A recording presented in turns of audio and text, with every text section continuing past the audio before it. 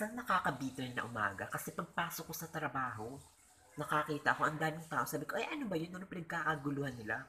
Nabasa ko, Wall of Love. Oh, talaga? Sabi ko ganun.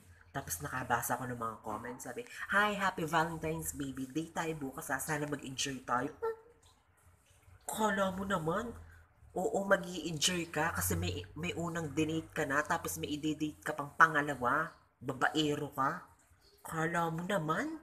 Sabi ko gano'n. Tapos naglakad ako papuntang pantry kasi may bibilhin ako. Nakakita ko si ate naglalagay ng kupido saka mga puso-puso. Sabi ko, ay ano to te? Sabi ko sa kanya ng gano'n. Tapos ang dami pa namang nakain. Sabi ko, walang Valentine's Day na magaganap. May padikit-dikit ka pa ng mga kupido saka puso-puso. Kasi lahat ng puso bukas magdurugo. Sabi ko sa kanya ng gano'n. Bakit may ka-date ka na ba? Sabi ko sa kanyang ganun. Sabi, wala pa. O si, wala kang ka-date. Tama lang yung ginawa mo maging single ka forever para hindi ka masaktan. Tapos sabi ng babae, grabe ka naman. Sabi, minsan na nga lang dumating ang Valentine's Day, ganyan ka pa. Sabi ko sa kanyang ganito, oo nga eh. Minsan na nga lang din dumating ang pag-ibig sa'yo tapos sasaktan ka pa, lulukuhin ka pa. Sige, sumagot ka ate. Sumagot kayo lahat. Sabi ko sa kanilang ganun. Sabi, ay grabe bitter. Hugot line pa yan siya. Sabi sa akin ganun. Tapos pag uwi ko, nakabasa ako sa Facebook. Sabi nung girl, hi babe, Valentine's Day na. Anong gift mo sa akin?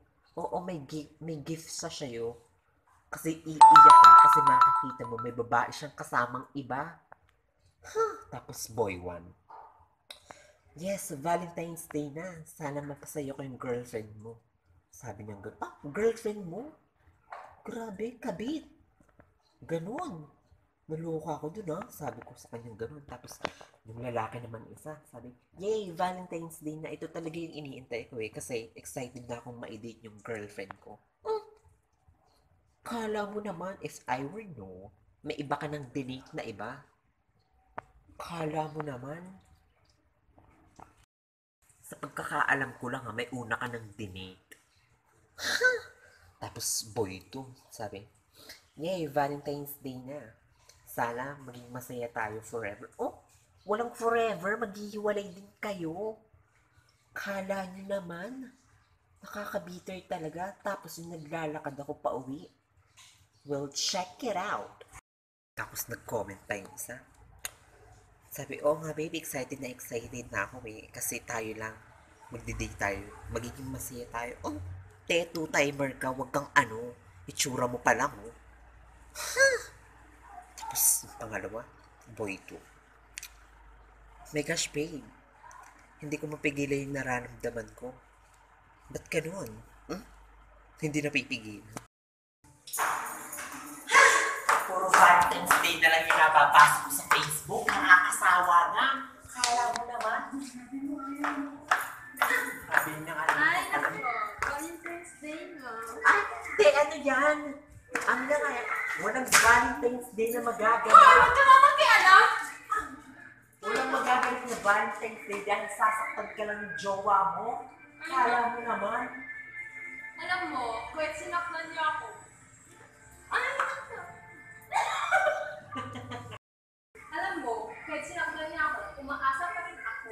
Ay, ano to movie ng One More Chance? May second chance? Oo, bakit ang mga bitter mo? Kasi kay Bea Alonso lang yun nangyayari. Sa tunay na buhay, walang second chance. Ay, nakabahan. Kala mo naman. Basta, sa akin, umaasa pa rin ako. Babalik siya. Ang dami nagse-celebrate ng Valentine's Day ngayon. Nababasa ko sa Facebook, mas inuna pa yung kanyang kalandian. Yung mga jowa nila bago sa magulang. Dapat magulang muna bago yung jowa. Kasi sila yung pinakamahalaga sa buhay mo. Bakit pag nasaktan ka ba't iniwan ng jowa mo? Iko-comfort ka pa ba dyan ng jowa mo? Di ba hindi na? Kala mo naman, sige sumagot kayo. Magulang muna ang batiin bago kung sino man dahil kung hindi dahil sa kanila wala kayo sa mundo. Walang Valentine's Day na magaganap, wala kang kadate.